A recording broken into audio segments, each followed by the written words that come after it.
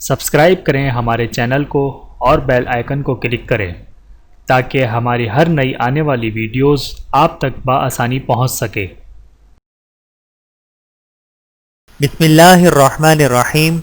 با حیا ماں حضرت ام خلاد رضی اللہ تعالی عنہ چہرے پہ نقاب ڈالے اپنے شہید بیٹے کی معلومات حاصل کرنے بارگاہ نبوت میں حاضر ہوئیں تو کسی نے بطور تعجب ان سے پوچھا، سخت صدمے کی حالت میں جبکہ آپ اپنے مقتول بیٹے کی معلومات لینے آئی ہیں، آپ کے چہرے پر نقاب ہے؟